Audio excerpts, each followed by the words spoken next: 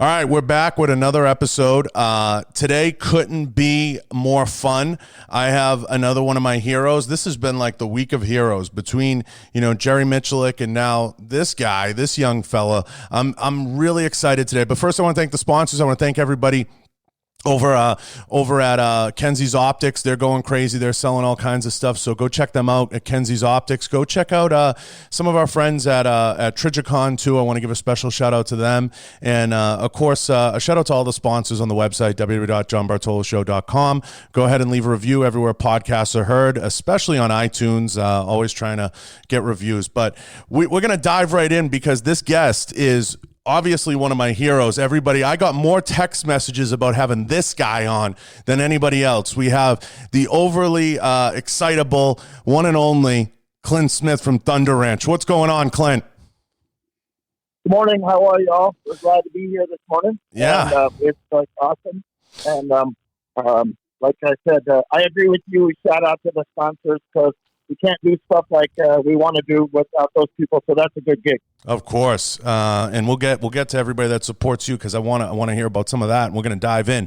So, Clint, before we get to everything going on right now, which I'm sure you have some thoughts on, I want to dive right in and get into how you got to this point with Thunder Ranch and why the mission of Thunder Ranch and what led you to this point.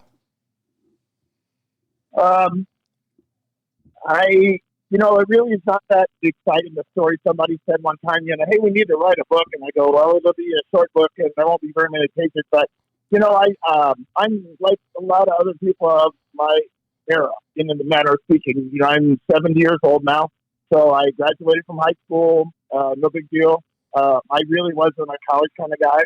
So the day I graduated, I enlisted in the Marine Corps. And, of course, in that time frame, 1967, 68, 69, everybody knew what everybody was going to do, so I, of course, did the Marine Corps, and I was a little bit lucky, although that's when I knew that military was kind of jacked up. It's like I went in and everybody else was doing like FMF Westpac, which meant Vietnam, and then someone said to me, hey, you're going to go to the Army Language School at Monterey.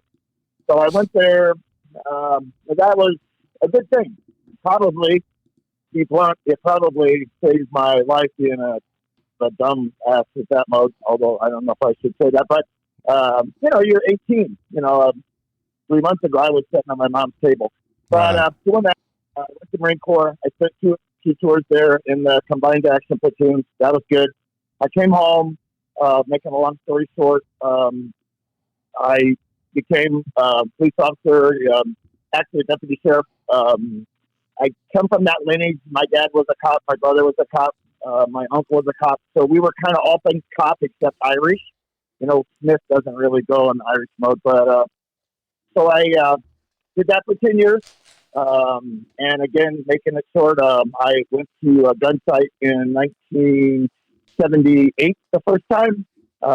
And I did a class there, did a second class there, was asked by Mr. Cooper, some people call him Colonel, Mr. at that time, and to be the operations guy. So I went to Gunsight for 3 years. That was good.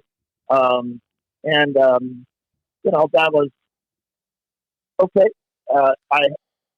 Gunsight was awesome at that time frame.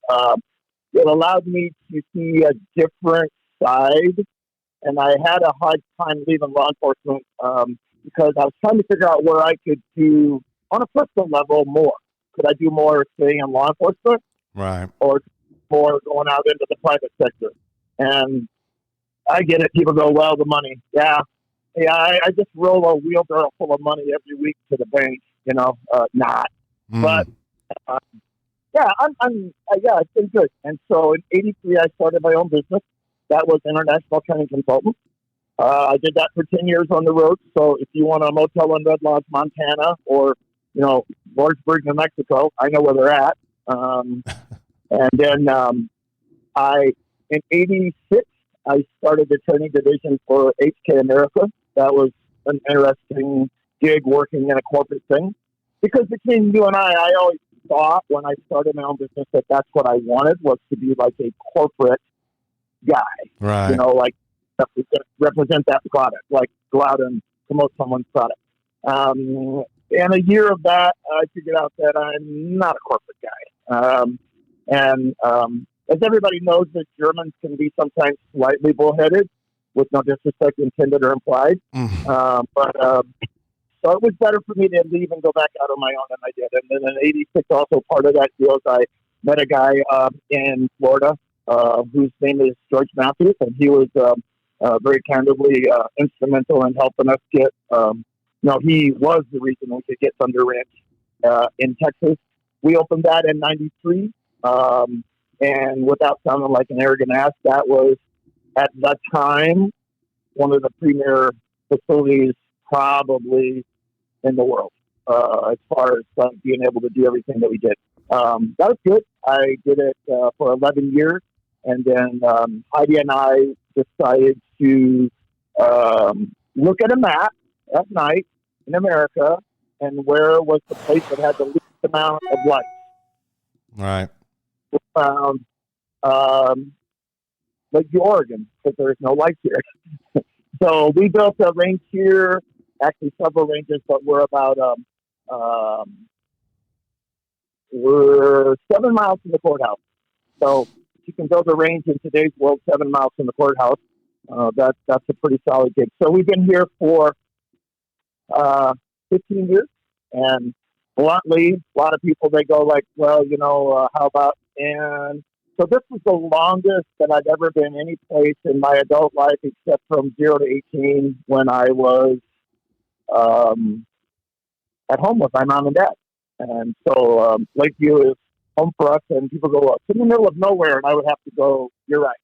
And today that ended up being a pretty good thing. So that's the quick and dirty of it.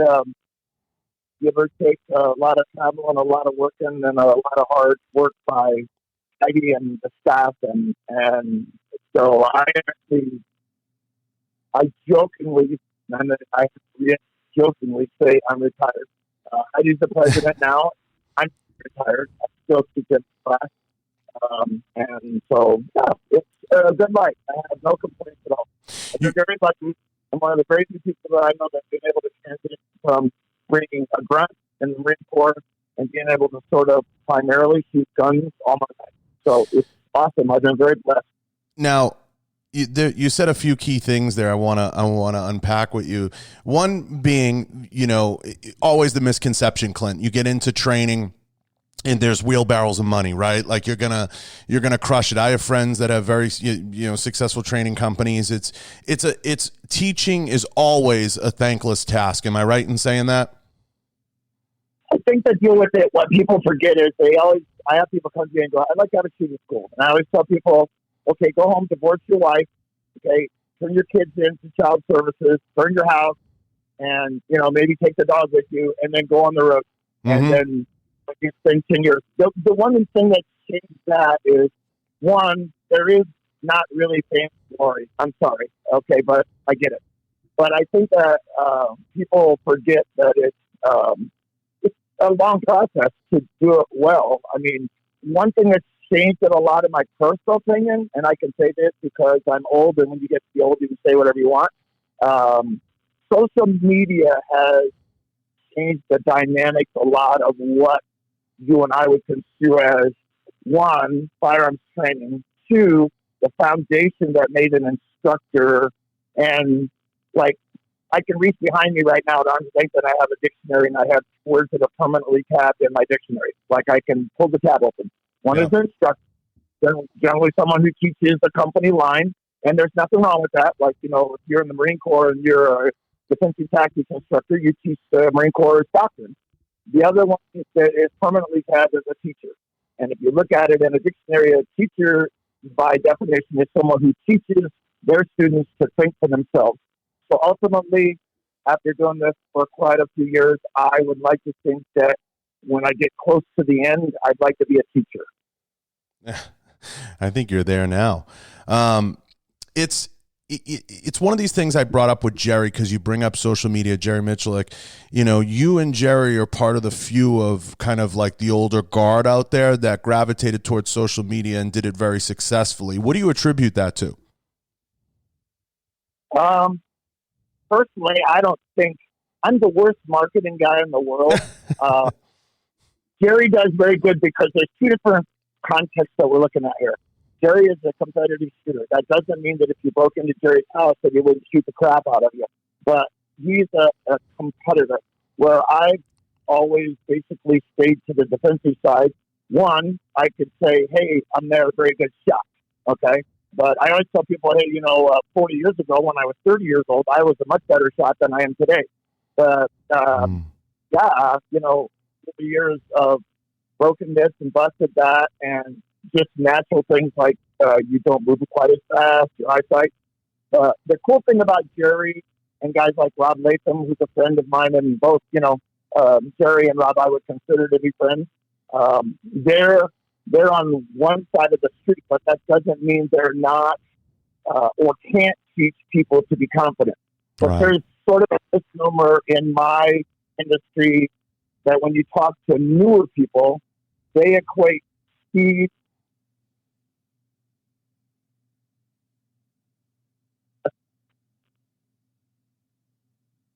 very much ammo to be shot in that speed.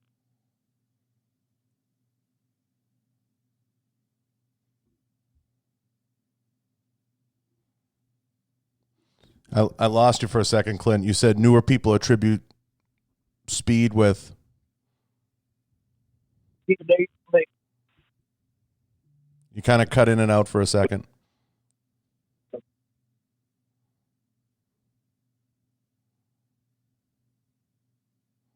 shut up. If you want, if your internet's better, do you want to try dialing in from the internet? Okay, great. Let's see. Hang on a second. Yeah. Okay, so can you hang on one second? Yeah. Okay. You got it. I'm going to make an upgrade, okay? I think what happened, I had my phone plugged in to the computer to power it. So it ran out of juice a little bit because I turned it off so it wasn't blinking. So I'm going to turn it on. If you have like 10 seconds, Yep. I'll get it back fine. And then I apologize. I'm trying to be reasonably confident with all these contemporary machines. So, hey, John, let me try calling you back to the Wi-Fi. You got it. Okay. So that was Clint Smith. We're going to get him back on. He's going to call back through the Wi-Fi. We lost him for a split second. No big deal. We'll get him right back queued up. But I want to thank everyone. I want to take a minute to thank the sponsors again. I especially want to thank Matt Bach, Sean Matson, the former SEAL over at Matt Bach. I want to thank him. And I want to thank every company that participates, and especially all the companies listed on the website.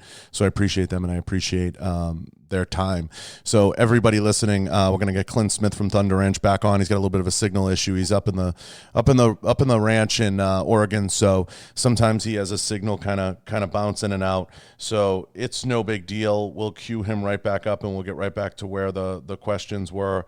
And I'm looking forward to this one, guys. We're just getting warmed up. We're about 10 minutes in, and I'm looking forward to what Clint has to say. On another note, a housekeeping item, I want to give a special thanks to Breakthrough Clean as well, and many of the ammo companies out there on top of them for working hard and helping stock the shelves over there at the FFLs. So it's a thankless task, and everybody out there shopping right now, please be gracious to the FFLs and to the business owners and support them, and make sure that you're doing your part to be constructive and supportive of all those brands out there, and storefronts and business owners and small business owners for sure, because it's a lot of work.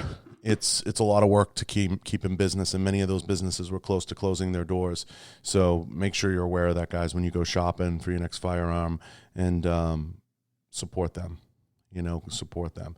But we'll get Clint Smith from Thunder Ranch back on now and dive right in and get into some of the juicy stuff. There's a lot I want to tackle with this guy, so I'm looking forward to it and getting him queued up. But hopefully you guys understand that it's a little bit of a logistical thing sometimes when you're dialing in from the other side of the universe.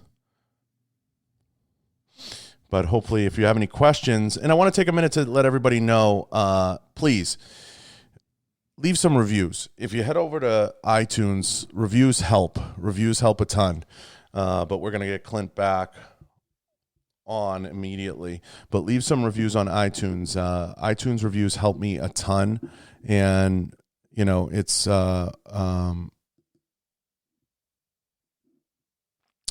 huge. Appreciate it. Let me see. Clint's dialing in. If I can get him queued up.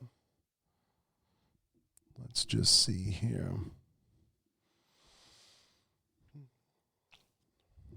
Let's see. Should be good. I got a message. And to everybody out there that's just tuning in, I am going to be doing a few giveaways based on the reviews, and also doing a live giveaway coming up in the midst of the coronavirus and everything that's going on. So hopefully to help you guys out, we'll get something like that queued up very shortly. But if you leave a review, please leave your handle on either Instagram or Twitter, and I can find you and give you a share in whatever it is that we're doing as a giveaway. So hopefully everybody understands that the giveaway stuff is really important to me. I want to make sure I give back to the community I love and to the people I love. And to a note about guests and everything else, when I have guests on, I do my best to try to support them and support their brands and everything that they're doing, because the guests are really the lifeblood of the show. So I appreciate all the guests, and I appreciate everything that they do. But if you're out there and you're dealing with the coronavirus or anything in between, you know, I try my best to give back to the community and give you guys some insight into what I have going on, and get it back to you guys in terms of whether it's sharing and the content, but also delivering you guys some of the product that you hear about and some of the product that you love. So it's really important to me to make sure you guys participate in that and have a share in it. But as soon as possible, I'll do my best to make sure you guys are taken care of. And some of those giveaways and some of those things that we're doing, we're always in the midst of giveaways, and so make sure you're always leaving your handle readily available. We're going to have Clint Smith come back on in just a moment. He just had some phone trouble dialing in. He's going to be coming back on in 2 minutes, so I'll give you guys a little bit of a break. Here we go, Clint. All right, are we back? I think so, and I apologize. That's one of the things about being sort of in a more remote area. Sometimes our coverage isn't as great, so I apologize. Now, we left off with the newer people equate speed with. I'm sorry, so go ahead. We left off at some of the newer folks out there equate speed with blank. We left off kind of at the Rob Latham, talking about. Right. Yep, go ahead. So I think to get back to it, I think that, and from a social media standpoint, that's a lot of times people's access and or first access, or they review stuff. So I probably was as slow as anybody getting into that, mode. But it's good. And I think we do different things. Rob Latham and Gary, they do more competition where I do more of a personal defense application. So that would be the biggest difference. Although there's a lot of commonalities, and I think what I was trying to get to is that sometimes people equate speed with competency. So like they acquire speed from guys like Barry Micklick and Rob Latham, and personally, I'm never worried about someone shooting fast. I mean, from a school standpoint, I don't even own a stopwatch. I'm more interested in having people shoot well and run their equipment well. And to be honest with you, the first criteria for that is I would rather have them think smart first and then shoot if they had to. Does that make sense to you? Yes, perfect sense. Perfect. I've been critical through the years, Clint, of what I call the shoot fast guys. I don't ever use names when I don't want to say putting someone down, Clint, but you know what I mean. There's a lot of guys in social media that I call shoot fast guys. I'm like, he's a shoot fast guy. You know what I mean? And we all know that gets gamed, and there's certain, retakes and everything else involved in that. It's just a gamed philosophy. And there's a lot of guys who, came up in, I guess you'd call it the instructing scene, but I don't even classify them as instructors. I put them more in the category of, hey, he's a shoot fast guy. That's kind of how I see it. Shoot a lot. Mm-hmm. Yeah. And shoot fast and I'm not an instructor, Clinton. I'm nowhere near your league or anybody. I just say to people, look, you can only shoot as fast as you can shoot accurately and effectively. So, I tell people all the time, you can use all the isms you want, but at the end of the day, there's shoot fast guys and then there's practical guys. So I don't like to call it tactical or tactical proficiency. I just say practical, if something breaks off in a crowd, does this XYZ make sense? And I think you can agree with that. Yeah, absolutely. My wife Heidi always had a good one, and she's had it for 20 years. Always remember that in our world, yours and mine, that there'll be a lawyer attached to every bullet that goes on the barrel. Good call. Shooting a lot. If you're shooting at cardboard or steel, that's one thing. But if you're doing it in the Walmart parking lot, then there might be what I would call other variables that we might be held accountable for, So I never worry about people shooting fast in a fight. I think if people get really, shall we say, amped or, for lack of a better word, scared, I think they'll shoot fast. The only question is as their, shall we say, guide on in this, I would always remind them, okay, shoot good, okay, and then go from there. So that would be my thing. So, yeah, no, I think that's spot on, Clint. I don't think that there's any better way to put it. And it's just, in terms of seeing you guys succeed at social media, whether it's you or Jerry and to an extent Rob, but you and Jerry really have done a great job at it in a couple of different spheres. It's a mindset thing. Like, you guys are great adapters, and that's what I love about it. Like, Jerry is as codgy as they come, right? And of course, I haven't known you as long, but you get the same vibe, but you guys are open to learning, and it's a mindset thing. Why do you think other guys in that 50, 60, 70 age range haven't gravitated towards it, or just like, are against it, I think that, again, Heidi puts it really well. What we're talking about, and I agree with the way she puts it, is you and I are talking about a living doctrine, a living ideology, and it needs to be able to change with the times. In other words, if we talk about 1980, the year, there were no Glock 17. A high cap gun in those days would have been a Browning high power. I think maybe the reason that we're doing well is I am willing to change, and I think Jerry's willing to change. We just have better technology, and we're willing to adapt to it rather than just throwing out an anchor and going wild.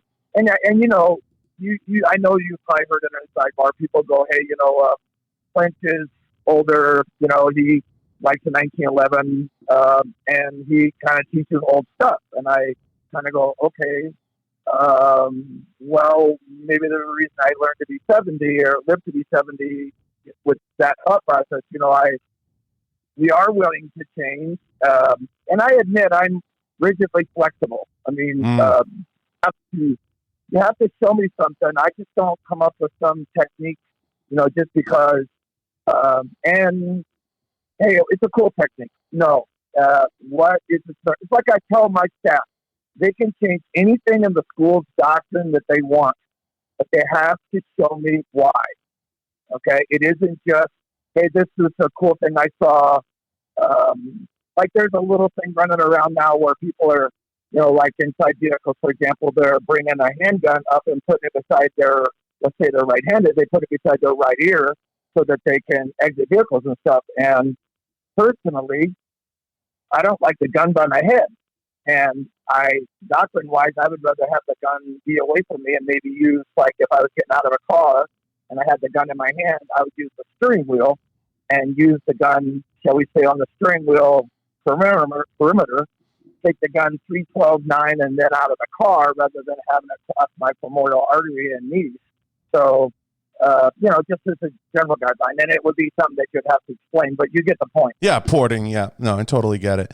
It's a philosophical thing. I think, what we're getting at is there's a lot of instructors, there's a lot of people out there that they develop what we call like the technique of the hour, or the cool kid thing to do. And for me, having trained with the Tony Sentmanats at Real World Tactical, the Dom Rossos, having trained all over because it was a function of my job at the time, going around and doing these demos for all these different brands through the years, back when I was younger, 10 years ago, and getting to travel, you see a lot of the different techniques that come in and some of the different things.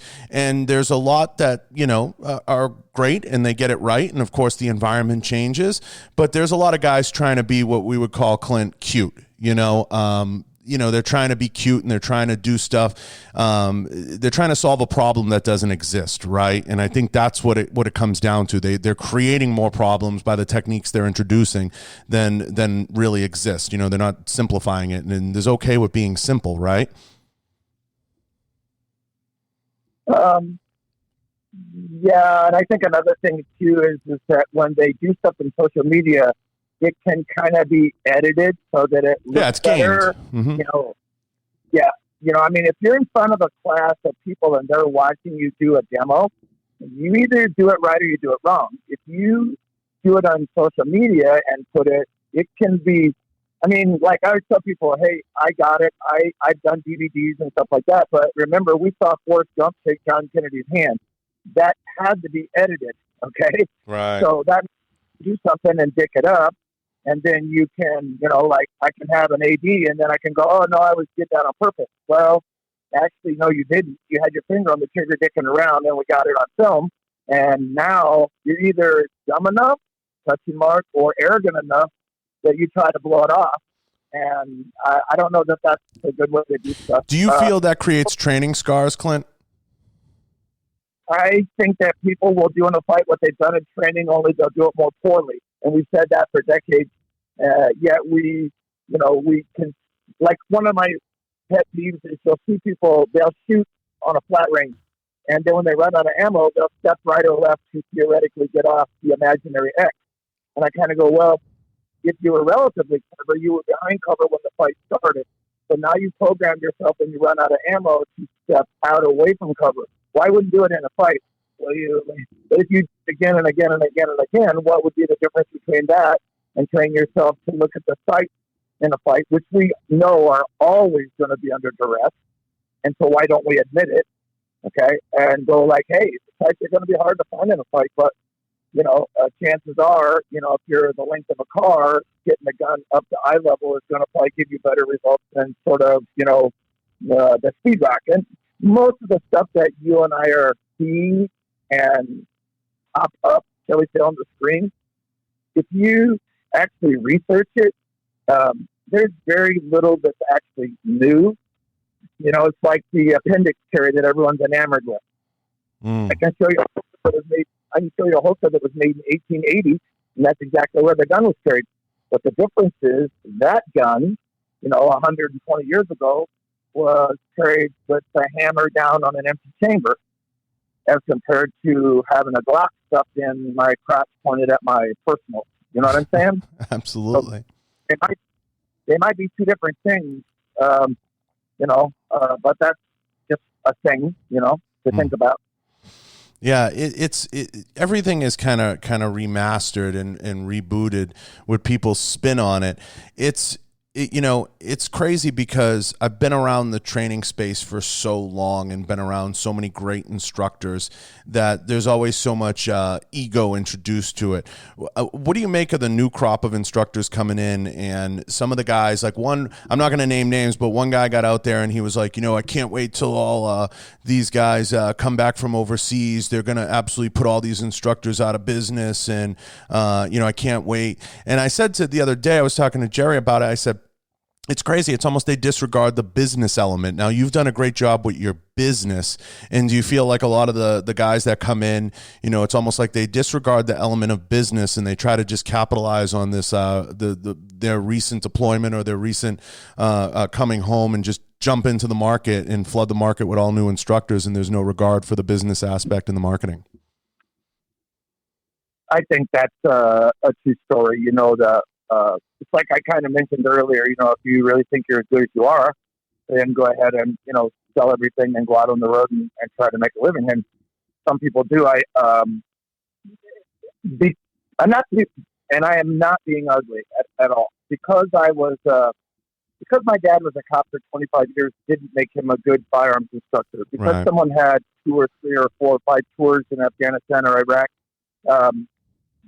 that doesn't make him a good instructor. It's cool if you watch, the thing on TV, SEAL Team, and you watch it on TV.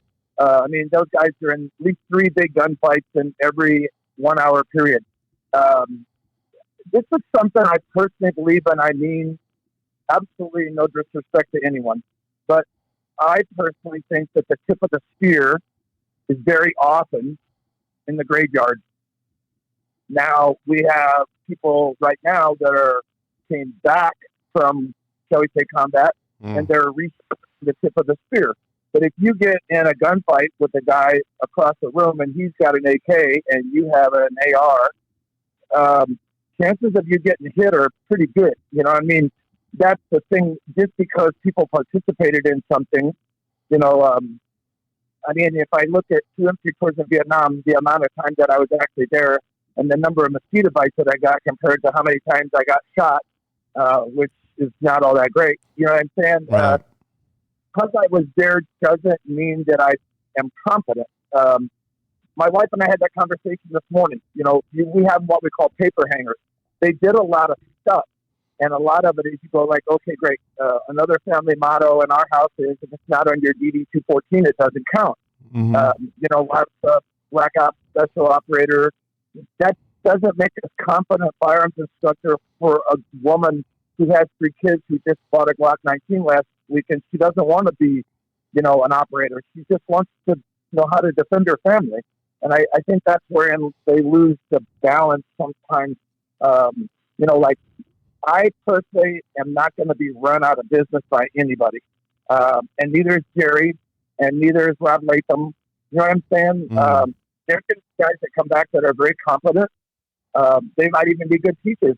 But there's time and grade, and that's one thing I've noticed. Like, I've also had acquaintances over the years like you that they retired after 25 years, maybe LAPD, and then they assume that they're going to walk out and everyone's going to just bathe them in money and glory. Yeah. And I don't think it's that way. First of all, most people don't know who you are. I get it. I just because I did something,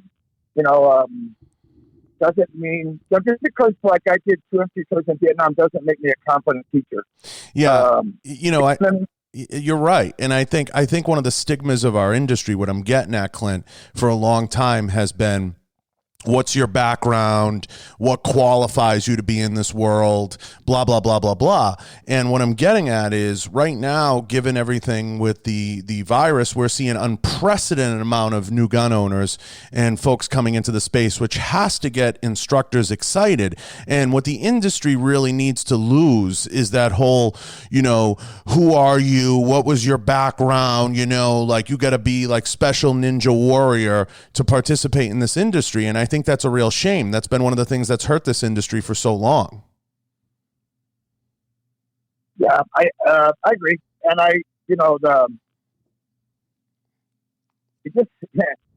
It's the same thing because, I was a Marine Raider or I was a Navy SEAL, or it still doesn't make you a competent teacher.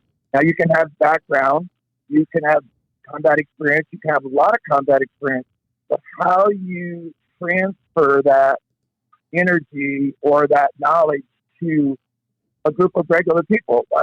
I'll give you an example. One of the things that's always been fun to me is I have a couple guys that started with me about 4 or 5 years ago now. They were both cops. They're the real deal. They've been there. They've been shot at. They shot people. Not that that matters, but in other words, they really are the real deal.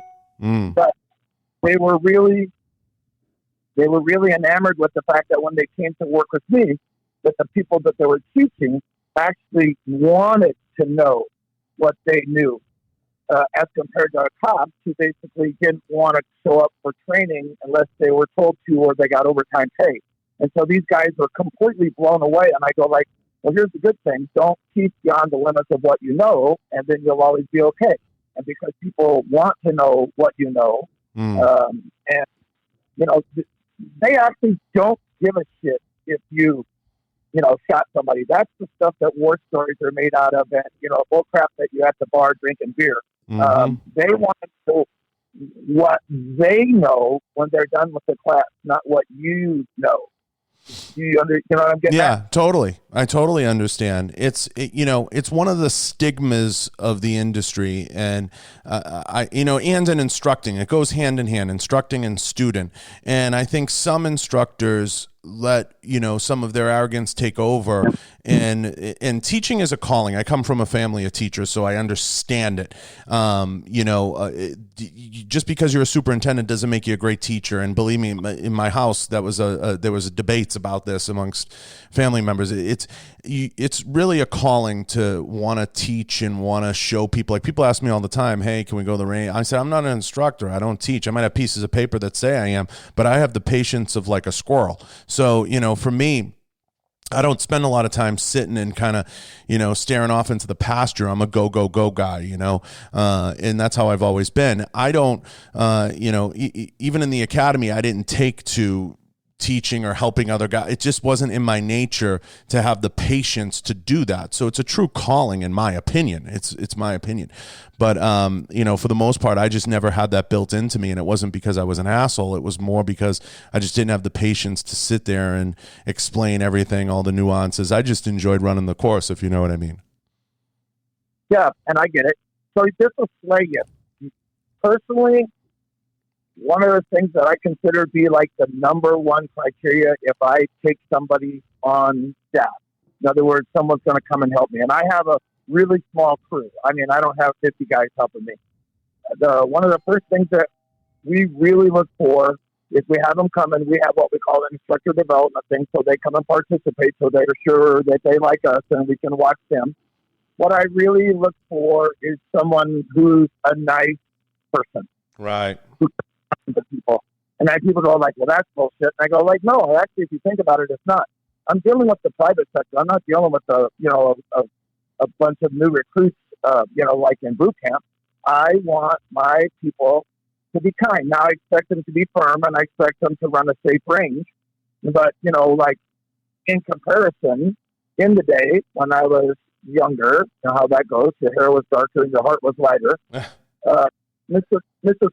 Cooper always had as a covert or sort of sublime approach to the problem. He felt that for you to be able to teach at API, you had to either have shot someone or have been shot. And that was something that I kind of go, okay, but how does that equate to being a teacher? And I get it. I mean, I appreciate that. Yeah, I know what you're getting at. You're looking for experience, but, there were a lot of idiosyncrasies in the early days, stand out in the open, plant your feet, draw your gun, shoot. If you're a good guy, it'll come out good in the end. And I don't think that's true. I think I might be better off if I got a housewife with 3 kids behind her in the bedroom and she's in the hallway. Maybe she should use the door frame for cover, and she should have locked the door to start with. She should have dialed 911. there's a lot now where I'd like to still transition people into thinking about the problem rather than just going, let's all go guns and see who's got, the biggest amount of bullets going down the hallway kind of thing. So yeah, it's like I say, one of the most overused words in the industry, which I would love to like rip from the industry as a whole, and we'll get there, is the word legit. Are they legit? I mean, what does that mean? I'm still searching for the definition of that. What does legit mean? And I think these are veils of insecurity people hide behind. And I'm always leery of guys because I'm a big bridge builder. Like you said, be nice. No one will accuse me of being nice, but I'm very forward, very direct. I'm from Boston, so I'm very like, here's where I am. I'm very East Coast. But you're going to know where I stand and how I feel about you very quickly. But I don't understand that word, and I feel it's a veil of insecurity that gatekeepers around the industry try to use to either open doors and let people in or close doors in people's faces. And my big thing, even via the podcast, is I try to say now's not the time to be doing that. We need to welcome people with open arms, offer them resources, offer them instruction, bring people into the industry, educate them. And I think it was Sean Burrows, who shoots for B&T. He said, remember where you started. A lot of guys forget where they started, and that's part of the problem with the firearms industry because it's always a dick measuring contest. You know what I mean? Sure. Well, and, I got in trouble a couple years back because someone made the comment that, well, don't worry about Clint, he's not relevant. And I go like, okay, that's like legit. What's relevant? Relevant to what? Relevant to being 18 years old and charging a machine gun? Right. No, you're not relevant to that because I can't run very well anymore. But relevant to the client base that I have, probably more so than a lot of people without sounding arrogant. You know what I mean? Because I always tell people, I of all the people sitting in the classroom right now, no one understands better that you have something else to do with your life rather than shoot guns or shoot somebody and then wind up with a lawyer. And I would rather you think and drive away from something or walk away from something, so to speak, rather than go forward into, the fires of, the judicial system and the lawyer, so to speak. Yeah.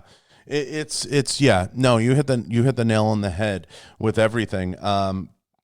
I was going to ask you, you make it to the shows every year. You've been to the shows through the years. There's so many brands out there in the forest, and Jerry and I spent a lot of time talking about this. What brands, when you look out there in the space, we spent a little bit of time talking about like Browning because Jerry likes some of the old time brands. What brands do you look at out there and you're like, they're just missing the mark of what firearms are about today? Because you're a guy who's transcended, and in my opinion, you're one of the heroes of the industry. It's what brands do you look at out there and you're like, damn, are they just missing the mark?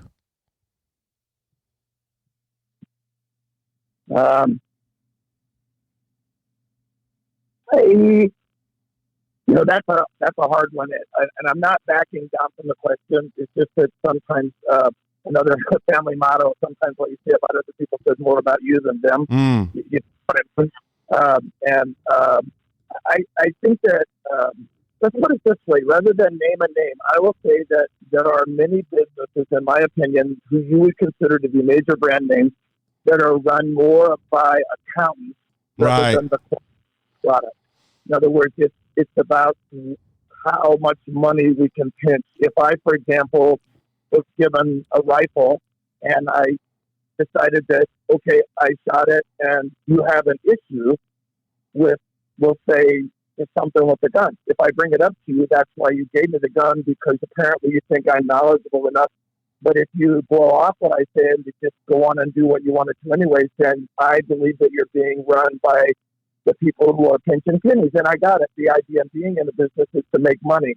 But if you lower the quality of your product just because you made an extra dollar or two, because that's a lot of times what you're talking about when you go like, hey, could we put this, for example, the white mount on the gun? Well, that would add $3 if we buy them in a volume of whatever. I mean, we all know the stories, and I'm not saying anything that anybody doesn't know, but for example, we look at Colt.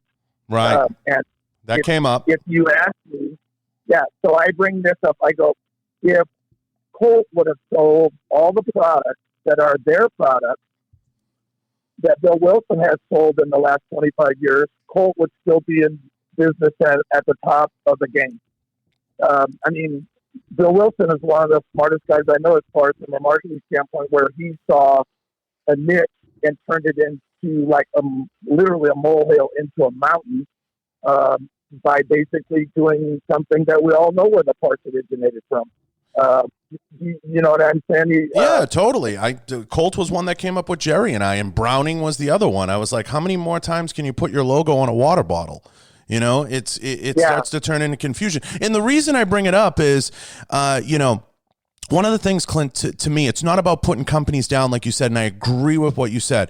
We want to see these companies do well. We want to see them flourish. I want to see them, inject and infuse great things into the marketplace. It's a frustration. Like one of the things Jerry said, when I think of Browning, I think of one of the greatest, rifle guys on the planet. We lost him. We're getting him back. We lost you for a second there. Yeah, I said when we say these things, we don't say them with contention or negativity. We say them with a positive thing. I want to see companies like a Browning excel. And one of the things Jerry said that stuck with me is he said, when I think of Browning, I think of John Browning, and I think of one of the greatest designs ever. And you want to see that company flourish. How many water bottles do we need with a Browning logo on it? Sure. Well, and like another one that is a personal favorite of mine is Remington. Yeah. I mean, I grew up on Remington bolt guns as a baby cop and Remington 870s. And yet you see it, and there's some foolishness there. I mean, they were bought out by corporate whatevers, and then the money was manipulated around. I'm thinking with what little knowledge I have of it, and I agree with you. I want Smith & Wesson, who is a success, but I want them to be a success. We need them to be. I want them to be a success. And there was a time when all the companies went through what I call the Gun of the Week Club, and I'm intrigued by gun companies because they'll try to always answer what the market wants, but to be blunt, I'm not sure the market knows what it wants. Right. Because you get 10 votes for a magazine that loads backwards and shoots forwards. I don't know that we need to spend the energy on building that. I think if we did a lot of times state the fundamentals, and you'll see stuff go, like one of my personal ones that I think about is like the handgun rifle stock, like what you and I what people would call an SDR, right, or the sawed-off shotguns, which are sawed-off shotguns. And I get it. No, they're other weapons. I got it. But I think, and I can say this because I'm old, I think that before it's over, we'll collect the interest on that loan of stupidity. When I was a baby cop, if we found like one of these shotguns that are in any other weapon, we'd have hooked their ass up and they'd have went to jail because it's sawed off whatever. And like people go, well, I saw you did a Mossberg thing on the shockwaves, and I go, you're absolutely right, you got me. I did it mostly because I like Mossberg. I have some interactions with them, but I did the video because I thought, how long is it going to be before some idiot sticks that butt next to his face, pulls the trigger, and blows his teeth out? Then they're going to want to sue someone. So, I'll make a video and show if this is the gun that you selected, this is the correct way to shoot the gun without poking your eye out. So, you try to help, wherever you can. But, yes, you're right. A lot of the businesses, sometimes you kind of go like, wow, it's like they're trying to see if they can put themselves out of business by stupid stuff. But then again, I guess there's a difference between younger people or other people buying guns and me buying guns, Yeah, when you look across the industry over the years, and I meant to ask Jerry this, I didn't, we didn't get to it, but where have you seen the most innovation? I have some thoughts on where we've seen it. I think soft goods has leapfrogged tremendously the last 20-25 years. Where have you felt you've seen some really cool innovation and some change? flashlights, and I think projectiles. For example, historically, 1980, a 9mm ball was a 9mm ball, which was never really bad. I mean, we fought with it at Stalingrad, so to speak. But I think now that, Heidi, my wife, she shoots 9mm, and the ammunition that's available to her, I have no qualms about. And people go like, well, I thought you'd be a 45 guy. No, I'm hit what you shoot at guy, and I'd rather have someone beside me hitting everything they were shooting at with a 9mm than missing everything they were shooting at with a 45. So, and I think so. Myself personally, I always tell things like the war on terror have brought us, of course, as always, better medicine. They brought us, better flashlights. They brought us better projectiles. And I don't, gun wise, I don't know. I mean, how many ways can you manipulate, an M16, right? AR-15, So, that said, we did the thing with Arrow, which sounds like a sales pitch, and it's not. But we have a new rifle coming out with them, and when we did it, we put apertures in the magwell, and people go like, "Oh, that's to lighten the weight of the gun," and I go, "No, it's not. It's so you have better access, because the worst thing that can go wrong with an AR, other than blowing up, is a double feed. Well, a lot of people have short fingers, short thumbs, injured fingers, injured thumbs. The idea with those windows was to be able to get access to that problem of a double feed. So it wasn't about weight, but see, there's where people over-engineer something in their head. They go, "Oh, they're trying to make the gun lighter." It's not that heavy as long as you don't build a stupid one anyway. So it's about the apertures being able to get better access. And I wouldn't be bold enough to claim that we improved on his design, Stoner's design. I would just simply say, hey, I'm trying to make the gun more suitable for more people, and more people category in my world means a lot of people who are smaller stature. I'm trying to get my 90-pound wife to shoot the rifle, so to speak, and so on. So that would be things I think that would be kind of good idea. And I think the other thing is when you look at guns, I personally don't see a $3,000 pump shot gun. I'm sorry, I don't see that. And so like you mentioned the show, so we were at the SHOT Show, and so I literally was at the Arrow booth again. It's not a sales pitch, so I'm going somewhere with this. Mm-hmm. The guy came up to me, "Hey, I like the gun a lot and everything like that." He said, "But I have 2 kids. I'm 26. My wife is pregnant. I got a car payment." I go, "Wait a minute." So I went and got the president of Arrow, Mm-hmm. Scott. Scott, and yeah. I brought Scott to this kid, and I go, "Okay, kid, tell me your story again." And blah, blah, blah, 26, 2 kids, wife pregnant. And I go, "Scott, that's the guy that we need to build a rifle for, from a monetary standpoint, as well as, he's going to spend the money once. We need to get him a good gun, and we need to get it something that's affordable." Bluntly, what's in a $6,000 1911 pistol? Maybe the gun's worth $600 or $700. Now, that said, if you want one that's really, really, really, really done right, then you have to pay for someone's time. And, the time is what you're paying for. The platform is already there. I'm paying for the time to have the platform built correctly. And it's not a shameless sales pitch to say what you like or the direction you like a company going. I know it's a disclaimer more than anything, but I think there's so many great brands out there that are going in the right direction and are doing some of the great work out there that we like to see. And when I bring this topic up, it's more to shine a light in hopes that some of these brands understand practicality, doing what makes sense, and listening to subject matter experts out there like yourself that can offer some input and say, hey, this is your market. Because I feel like some of that gets lost in the boardroom, as I think you're getting at. Right. Well, and, for example, do we really need or want a $3,000 rifle scope? Okay. I didn't say that's not what it costs to build it. I said, do we need that? Mm-hmm. I know that the guys at Riton, right? And we've been working with them on something to make a product that's more affordable but efficient, practical. I don't want to pull the trigger and have the scope not fall off.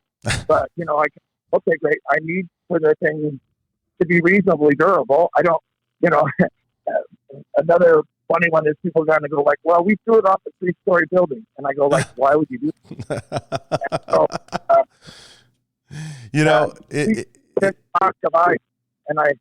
I have this funny thing, and I got it. It's a podcast. It's one to the public, but I go like, I never do anything to my equipment that I wouldn't do to my personal reproductive parts. So I'm not going to block of ice or throw them off a 3-story building. So why would I do that to my equipment? So people kind of go like, well, I don't get it. And I go like, well, why are we treating our gear like that? And I get it. I want something that's durable. I don't want to set it down and have the winds fall out of it, or there's a lot. I think there's a lot of good up and coming companies that are younger that get the idea that what is the market that we're trying to address. It's like when people. It's the same thing in school.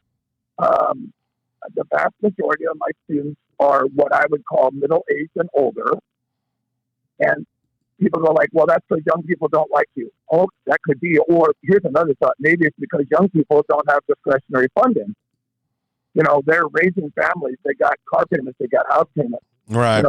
They're in the building stage. I got a guy, a guy that's 60 years old. He's basically more on the downside than he is the upside. So he's got some extra money. He wants to do something that's sort of fun. He doesn't want to go to Cabo San Lucas. He wants to hey, I'd like to learn a little bit more about shooting my rifle. So I might get a guy like that. Now, a guy who's 26, it doesn't mean he doesn't want to come to school. It means that, he's got to make a house payment. And so I always look, when I work with people like Arrow and Riton and Mustard, I look for affordable products.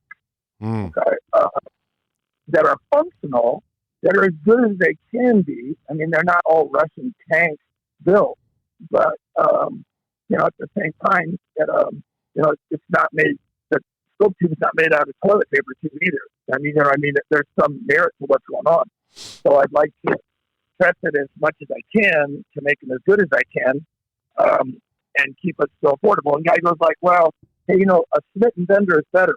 Yeah. I go, it's also $4,000 for a 5x25, PM2. And if you got $4,000, then if that's the gun you want, then you should buy it. Well, I'm a retired brain surgeon. Well, then you should buy the Smith & Bender. Okay. For me, I boil it down a lot simpler because I don't have the patience to explain it the way you do. I say this. I said, look, when I first got in the business, I said, people made fun of Vortex. They called them like the Hyundai of optics. I go, people aren't making fun of them now. I say, it's where a company's going. And I look at a company like Brady and Riton and what they're doing there. And I've said this to Brady because we talk quite a bit. I say, Brady, it's where you're going that matters, not necessarily where you are. And by bringing people like you in, bringing in good folks to try to innovate and create a better product every day, you want to be a part of that brand. You want to be a part of that company because, like I always say, something Dom Rosso said to me that stuck with me, the former SEAL. He said it's whether or not a company is willing to listen that matters when you work with them and you work closely with them. And that's the key. So I always say when people say, oh, why do you like them? I say, it's where they're going. It's where they're trying to go with the brand. Yeah. Well, you mentioned, Vortex, the same thing with Night Force. I mean, a lot of people blew them off, and yet, they're, I think, pretty sizable or noticeable force in the industry. Of course. People go, well, is that an endorsement? I go, like, that's not what I said. I said it was something that was a viable company that listened. And I think that's like, for example, with Riton and and, to be honest with you, Aero Precision, they basically don't sell guns. They sell complete uppers, complete lowers. Components. Yeah, right. But at the same time, they build good stuff, so it's I don't have a problem saying something good about people who are willing to, okay, I'll listen to what you have to say, and then kind of explain what's going on, and then we'll test it and see what it does. I mean, we have You know, I mean, there, we both know there are different categories in the world. I mean, you have Century Arms, okay? Mm-hmm. Mm-hmm. That is addressing a niche in the market. And it's a big niche because I think they basically, and I don't hold me to this because I'm not a marketing expert, but I think they dominate the market as far as in the AK family. But if the guy wanted to, let's say, okay, I like it, I got it, no problem, but I wanted something great. If you want something different, like a rock solid folding stock AK, then maybe go to Rifle Dynamics. Mm-hmm. Okay. And, you know, it's easy. It's like when I worked for the Germans at HK. Mm-hmm. That was a no-brainer. That was one of the easiest jobs I ever had. All you have to do to sell an MP5 is make sure the guy has it pointed in the right direction, give him about a 3-minute lesson in the gun. He'll shoot it. He'll be really good, and he'll want to buy one. Right. Not every product is like that. Okay. So, you know, and a lot of times I don't personally think that the market knows what it wants. Mm-hmm. It's just you'll get these sort of flare-ups of stuff. Like we all had to have a 600 lumen flashlight, and I kind of go because of, you know, I mean, and before you come up with a 600 lumen flashlight, have you ever cleared a building other than just sort of playing a game at it? I mean, have you ever cleared a building with a 600 lumen flashlight looking for someone who had a gun inside? Because it's different when you bounce the light off the wall that blinds you for the next 90 seconds. You know what I'm saying? Right.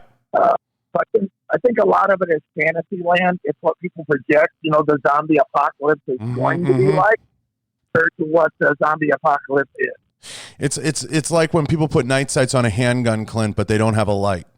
And I say, well, that's great that you can see your sights, but how are you going to see what's in front of you? Yeah.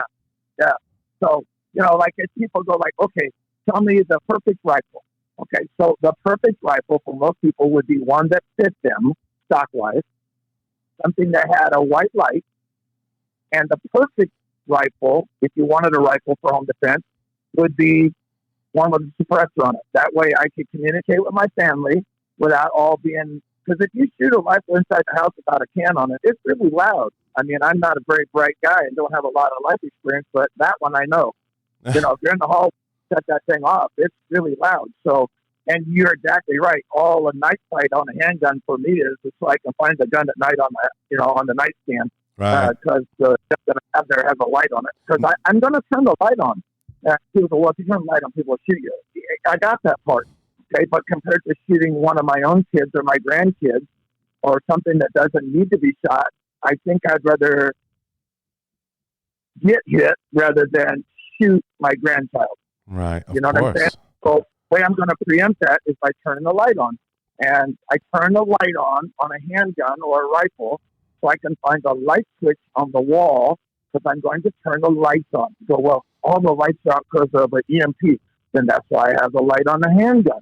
So it escalates up and down. Now, I have to ask, Clint, and you know, it's, you know, we're in an interesting time where we've never seen more handguns, more rifles purchased, at least in my lifetime. And the people I talk to, executives, as I'm sure you are, it's unprecedented right now.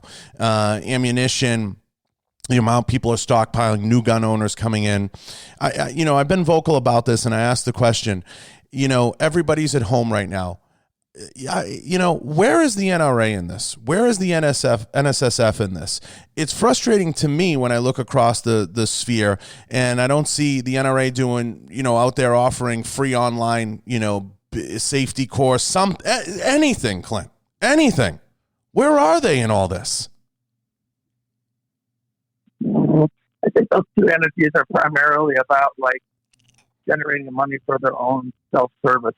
I mean, why are we having a discussion about an $8 million mansion?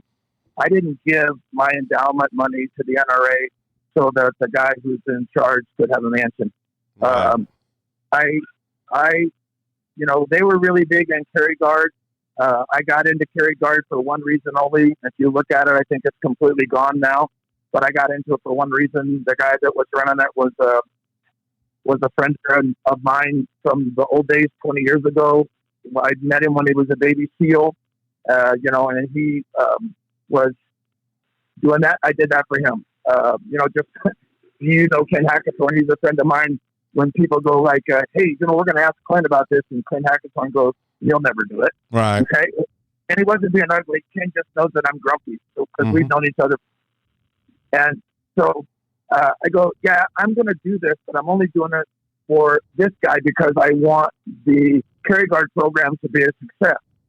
Well, when you open a program and you're the National Rifle Association, and the one thing that you don't allow in the Carry Guard program are revolvers and weapons, when you introduce the program, I don't know how that can be construed to be a success.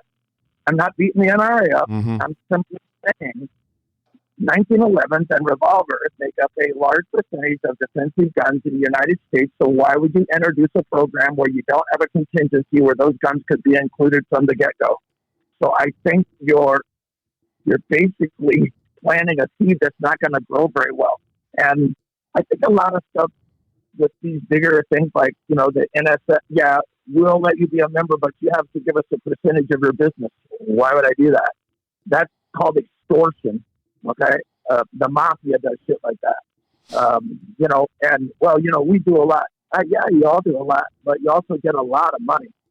So, it's like some of the things about guys that have been wounded in combat, and you have all these agencies, and I'm not going to mention names, who are like, "Hey, we help these." Yeah, okay. What percentage of the money that you collect is actually helping a wounded warrior compared to what percentage are you using to have a big corporate headquarters? Well, I think, and we talk about the two entities that you mentioned, I think sometimes they forget that people are putting money into them so that they, in theory, would support what they're supposed to do. I'm going to say what I think, and like I said, I'm an endowment member, so I get to say what I think.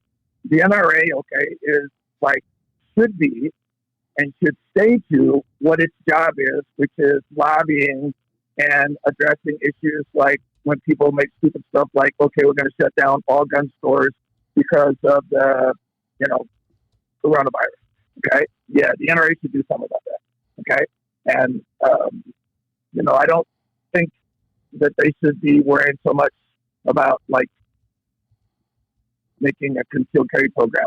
And they have, whether I went to the NRA in the mid 70s, the camp carry to the law enforcement firearms instructors thing. Okay. And so they're doing good things as far as teaching and stuff like that. But, there are other good programs too, from a flat out rifle standpoint. If I had to pick someone, and I recommend it a lot, is that Appleseed program, where they're basically, teaching people how to shoot. And like all entities, when they get bigger, it's then the same thing with them.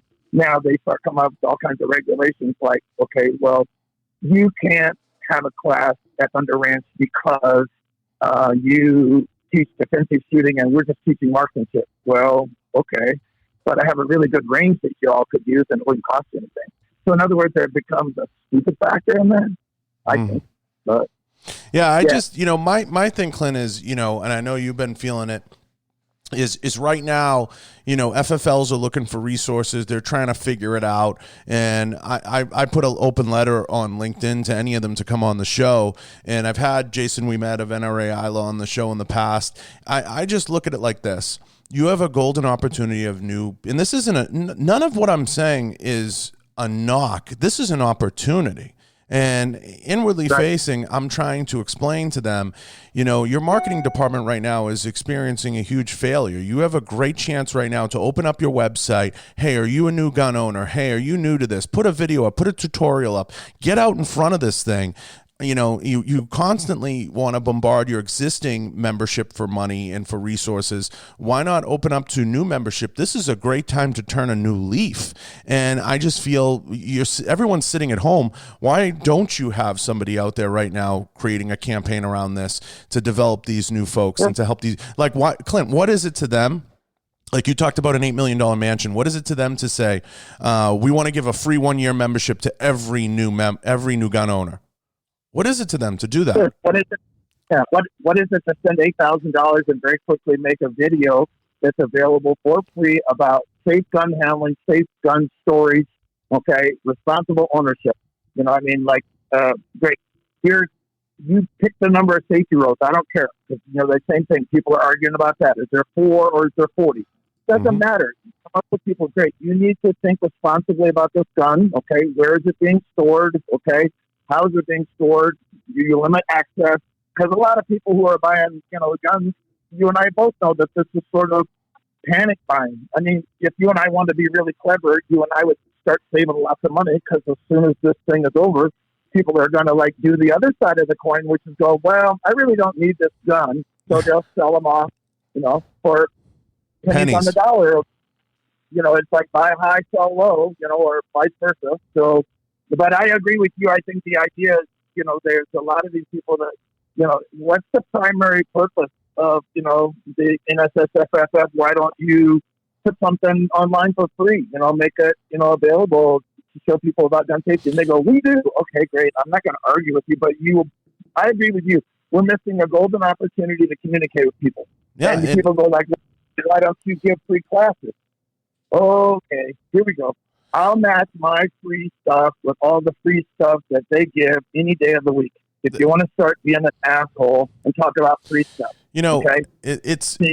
We do our share, you know? Yeah, that's a great point. But, you know, at the end of the day, we all know for them to offer either a free membership or whatever, it doesn't necessarily cost them anything.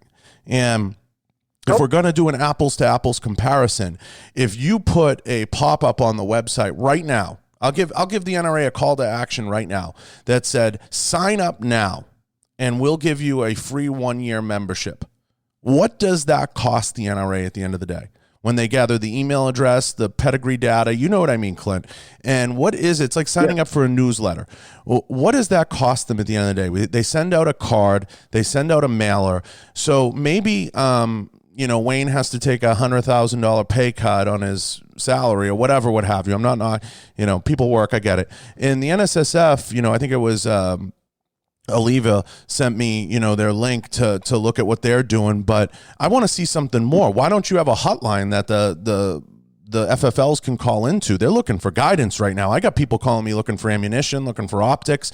You know what? Where are they? You know, it's a frustration because it's a missed opportunity. They want to put like a letter up there or a recycled news article. You know, it's just, to me, it's just like it falls flat on its face.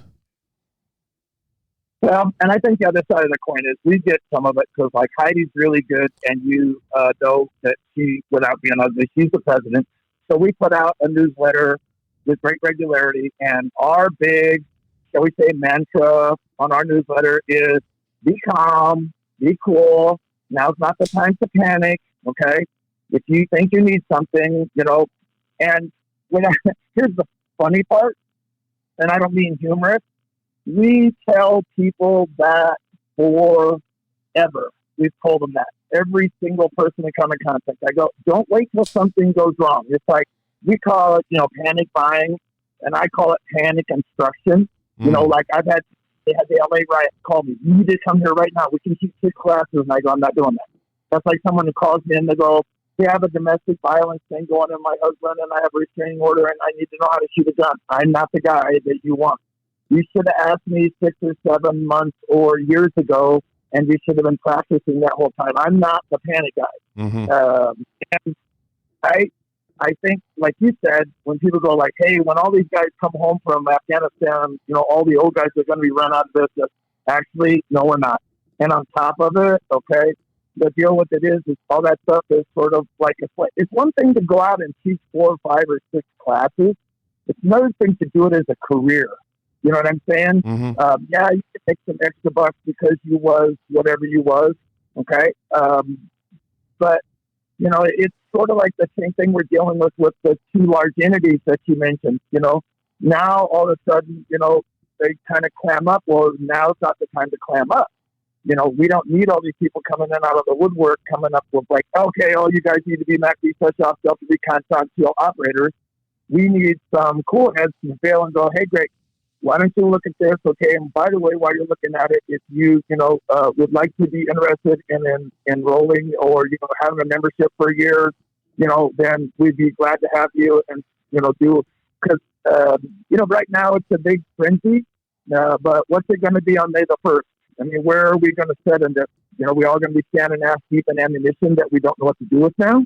Right. And have guns I don't know what to do with now, or I don't even know how to safely load them and unload them. It's I tell you what, brother, it's the way of life. People just like go along, they're relatively lazy until shit's on fire, and then everyone's running around looking for where did I put that fire extinguisher. So I'm just not a real good panic fire extinguisher guy. You should have thought of this. I mean, you should have more than 2 weeks supply of food in your house. This is as close as we're probably going to get to like a pandemic EMP. Everything sort of shut down. The only thing that would be even better is if they shut off all the electronics.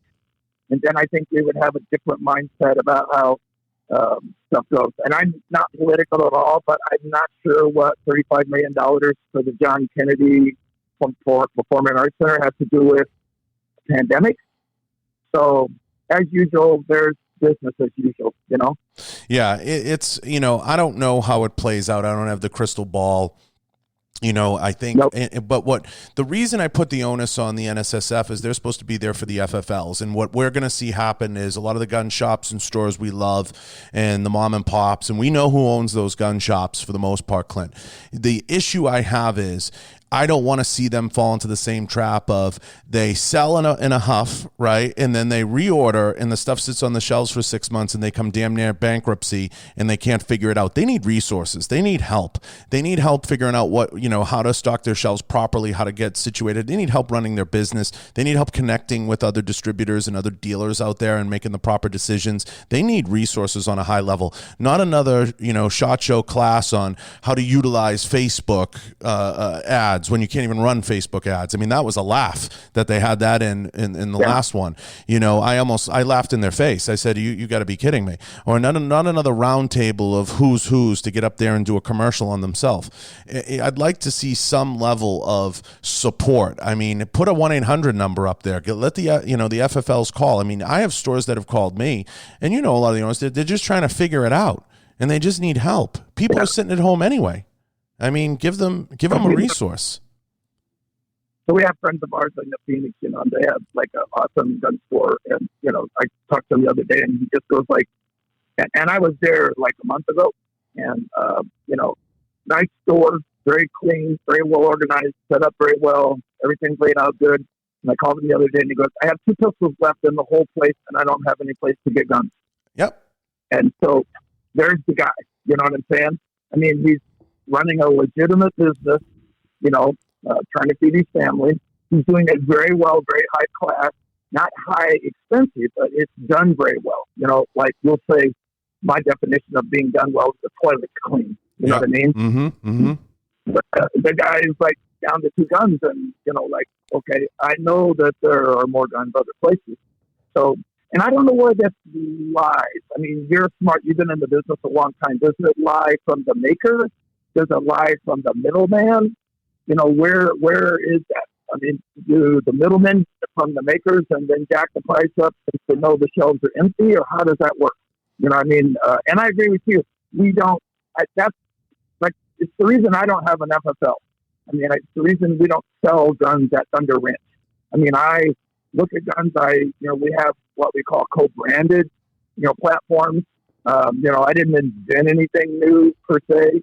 But where do they go to get more? I mean? And it's like a lot of places, like, they're running at maximum. I mean, like, I think, for example, Arrow, I think they're basically make everything they can make and everything they make is sold. And it might be the same way with ammunition for ammunition companies. Right? So it's a trying time, I think. And you know what I'm getting at. It's not just guns. I mean, we have people who lost family members. So that's a true tragedy compared to I couldn't get a box of ammunition. You know what I'm saying? So we want to keep it in perspective. But, it's you might be hitting the nail on the head as far as like, okay, why don't these guys help these people out business-wise?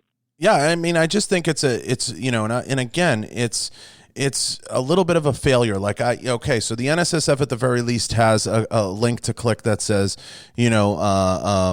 FFL assistance, and they have a couple publications from the DHS, which doesn't really mean anything, and then they have a few state alerts, and then they say opt in for alerts. I mean, other than that, there's nothing there. I can't wait to get this guy on the show, because I'm going to be like, where's your 1-800 number? Where's your resources for these businesses that you ask for money from right now? Why can't you do a better job connecting them with manufacturers? To me, it's just not enough.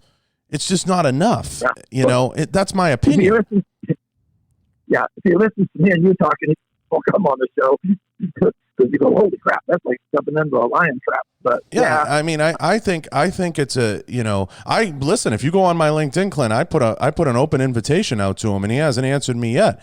And I think everybody and their mother, Mark Olivia, who's the head of their PR, I said, well, come on the show.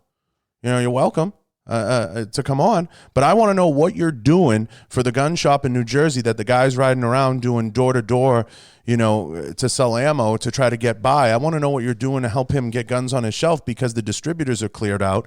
I want to know what you're doing, what resources you're giving them for where to put their money in the future as time moves forward. I want to know what resources you're giving them to combat the governors in the states that are saying you can't have your doors open or you can't do business at a time when it's the best time for you to be doing business. Yeah. Well, we have in a manner of speaking, Heidi and I and Thunder Ranch have the same issue. We can't actually run schools because, one, people can't get here transportation-wise. Two, people are sort of like terrified. Mm-hmm. You know what I mean? So what we've done, instead of like just clamming up, or I should say the staff and Heidi have went online and given like our students like, okay, great. You can't come on April the 1st because you won't be able to travel, and you may not be comfortable with it. So Heidi set up a really good program to give people 3 options. So in other words, you can reset, you can pick another class. We'll upgrade your class to, in other words, and we've set a tentative date of May the 1st to start the school. And I, without being a dick, I have sort of the same gun store problems. If I don't have people come here, then I'm not generating money, and if I'm not generating money, then how do I pay the staff? How do I turn the lights on? What blows my mind for you guys is there's not. Yeah, we don't sell stuff. You know what I mean? Like in the sense, we sell. We sell instruction, but we don't sell a actual hands-on product per se. So what we do is like with bated breath, we remain calm and go, okay, great. We reschedule everything, reset everything. It'll all be good. Everybody take a chill pill, and we'll start on May the 1st, which will basically put us, a nominal 4 months behind. But it's the way of the world. You can panic and be on fire, or you can just sort of, I got this. We'll do what we can. But we have sort of the same issue. We can't theoretically restock the shelf with students. You know what I'm saying? And, for me, as far as instructors go, what I look for is there should be a big, bright slider on the homepage that says, you just recently buy a new firearm. Let us help you pair with an instructor. Where is that? Yeah. I don't. To me, it's just a failure. It's just there's no other word for it. It's just, instead of fighting anybody on it, it's not a fight. Just come on and say, yeah, we got to do better. That's all I want to hear. Sure. Yeah, we got to do better. We got to get in front of this. That's it. Well, I don't do it with everyone, and I openly admit it. But I don't know everyone, and I don't know what everyone teaches, because of all the people teaching today. I'm probably one of the most sort of stay to myself, mind my own business guy. And that's not being uppity. It's just that I stay to myself and mind my own business. But, we work with, like James Yeager from Tactical Response. And, I've had people, that do different stuff. And I've had people like okay, I can't come to school with you, but I live in Phoenix. And I go, okay, great. Call this guy and, he'll be able to help you. So it's the same thing with buying a gun. Like, hey, I'm going to buy a gun. Do I need to buy a CZ75 with a muzzle brake? And, nah, probably not. Just maybe buy a Glock 19 and don't poke your eye out, So You try to adapt. You know, I mean, everyone's trying to survive on their own, and that's the reason, of course, people buy guns, because their perception is they might have to use them. So it's kind of odd, you know. So now it's a trying. You know, I know you're time sensitive, and we've been going at it here for a bit, but I gotta ask, kind of on a fun note. Your isms have become legendary. Your rants have become legendary on social media and across the internet. You know, I love them because they're spot on. Do you walk around the house reciting those? Do you have like a bunch that Heidi has to take in, or on a daily basis, or is that just something when you get in the mode, in the moment? Where did that develop? Where did that come from? I actually, to be really honest, and this is because I don't tell whoppers, I always tell the truth. I absolutely have no idea where those come from. They're just absolutely, some of that wild and crazy shit is spur of the moment. I mean, I'll get on something and you just kind of, you know, like some people call it, you know, like you said, they call it a rant, and I just go like, okay, great. I have learned something after teaching for 50 years. You can say things one way, maybe, shall we say, for lack of better terminology, very nicely, what we would call, you know, the Queen's English, and then you can do it my way. And I found that often when we do it my way, we get a different response, you know. So sometimes, you know, and then people go like, and I always tell my staff up front, you guys cannot teach the way that I teach, and I don't want you to. I'm not looking for Clint clones. I need you to follow the doctrine that we're teaching, which is rigidly flexible. We can come up with something better. But, you know, I need, you know, so I'm ornery, you know. But that's the great thing about getting older. You know, it's like you be somebody's old grandpa who's grumpy and no one really thinks too much about it. But there's always, I think there's always merit there. There are little gems in those. If everyone, like, I'll say something that appears to be like funny, but if someone will actually take it apart and think about it for a minute, I try not to just use it just to hear myself talk. Okay. So everybody on the planet, I'm the least impressed with me, and it goes on a regular basis. But I think that, it's just, you know, you've seen some of them. I mean, you know, like the burner about the holster. Now people are like, well, if it would have been my holster, I'd have been really pissed off at you. And I kind of go, well, I can't be too mad. After I got done chewing his ass, I gave him $100 holster. Okay, like a Milk Spark, a really good holster. So it's not like I just chewed his ass and then let it go. I chewed his ass, okay, got his attention, then I gave him $100 free holster. So I don't know, maybe that balances out. Yeah, no, I'm the same way, Clint. I'm cut from a similar model. I'll tear someone apart because you know I'm ornery like that, and I'm very surly and sarcastic. You know, I had quite a few guys come through and say, you know, I have them. What's that? You're from Boston. I know. So, you know, like I said, I try to explain this to people. Years ago when I went to the academy, and this is, as God is my witness, wherever Joe Levesque is, former Marine, he'll appreciate me telling this story. He was in the academy with me, Melita 8.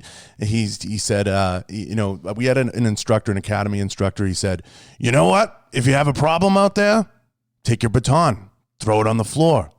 Bad guy decides to pick it up. He's armed now. You know, you know, so I have that. I came from that doesn't exist anymore. I mean, that was years ago, but I came from that type of that was how I grew up. I mean, it was, you know, I say to people all the time, they're like, oh, is Boston as tough as it's portrayed on TV? I say, you're going to get into a fight growing up. It's going to happen. There's no two ways about it. Right. It's not a sheltered community. It's one of those communities, you know, you grew up in East Boston, South Boston, Charlestown, any of those areas. And that's where I grew up.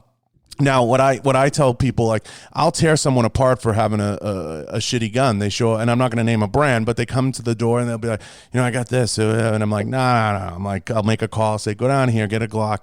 You know, you'll be fine. They pull the trigger, it goes bang every time. And, you know, it's just people, you know, that comes back to me having that short, you know, people who get to know me, you know, if they meet me once, they're going to leave with the impression of he's an asshole. And people say, no, he's not. He's very short with people. It's just the interest of time, and I'm just not one to waste a ton of time on some bullshit. I'll be like, no, that's not correct. Do this, and just makes sense. And you can figure it out the long way, or just listen to me this way. And I don't operate in absolutes, but I just know what works. Sure. Well, you can only take a certain amount of stupid. Yeah, and I know that one. And I just don't have I use the term bandwidth a lot. I just don't have the bandwidth, but believe me, it's not because I need my ass kicked. I go to jujitsu 4 times a week and get that. I don't need it's just, I get it. It makes sense to me. I try to do things that make sense and are practical, but I don't want to keep too much. You've been amazing. I can't thank you enough. Yeah.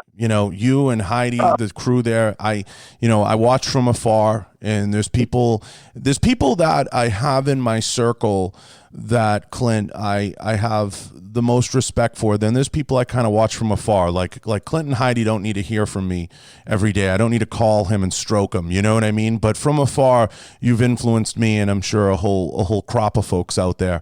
And your methodology and the way that you deliver information and the way you do things, I love your style, man. And you just got to keep doing what you're doing. It's like with Jerry. I don't need to talk to Jerry every day. Jerry's media director is from Somerville, Massachusetts. He's a good dude. And that's my connection to Jerry. And then there's Lena and everything Kay. And I have more of a rapport with Lena because she's in my age group. But you're one of the guys, I don't need to pick up the phone and call you every day and stroke you. You influence me from afar with the stuff that you put out, and I love you for doing it. Well, like I said, what we need to do is set it up so that sometimes when it's convenient to you, after the rodeo's over, that and see what we're doing. And you're in Vegas, right? Yep. Okay, so maybe in a month or so, when spring starts to come, or after that in summertime, it'll be cool here compared to Las Vegas in August. So, but I lived in Montana, so I'm used to it. Yeah. Okay. So you get it, but you need to come and see what we're doing sometime, and you'd be welcome to do so. There's no magic. It's like most things in life that are worth a crap. You got to work at it hard, whether it was like being relatively confident with firearms or jiu-jitsu or just trying to get along with people. You got to work at it. So absolutely. But, it's all good. Let everybody know where they can find you, and shout out any sponsors, anybody, and give everybody your links. First thing I wanted to mention was something that Heidi is very proud of is if you send Thunder Ranch email, we answer every email.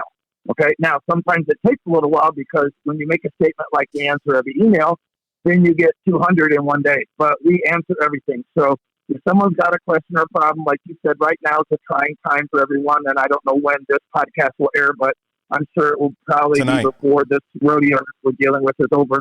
So, it's just real simple. You can go online to Thunder Ranch. It's just Thunder Ranch Inc. Inc.com. You can do it there. And we're here doing what we do every day, and all we're doing is getting ready to roll the ball when the rodeo's over as far as the student body. Bluntly, at my age, I'm not trying to teach everybody anymore. I'm just kind of interested in teaching the people who want it. But if somebody sends us an email, we'll answer them to the best of our ability and get everybody help if they want to. And like I said, you and I know a lot of the same people. Riton, Arrow. Those people, Mossberg. So if they get a chance, right now I don't think anybody can find any guns on the shelves, but there's a lot of good stuff. I would tell people just before you put your money down, think about what you actually are buying the gun for, and is the gun going to serve the purpose for you that you think? A really good one we went to a whole podcast on would be like, a shotgun. Everybody loves them, but it's basically a rifle inside the house. So people really need to understand the tools they're buying. Sometimes people want to build custom cabinets with a chainsaw, and I think it might be a tool. So, but you know where we're at. If you need anything or you want to call us, Heidi and I both be glad to talk to you about it. And a lot of times too, where they always talk to the guys, maybe set up a time sometime that's convenient for you. It sounds like sales pitch, and it kind of is. maybe do one with Heidi. Talk about like the ladies, because that's a big industry, and I think that's a big market that people are trying to kind of blow off. You know, we think too much about the special operators, and maybe we need to think about the special housewives. Amen. And anytime Heidi wants on, all I need is a date and time, and consider it done. Done. Okay. I appreciate you, and I appreciate everything that you're doing. All right, you too, and hang in there. And like I said, maybe things will switch and people will pay attention to what you're saying. We'd like to hope so.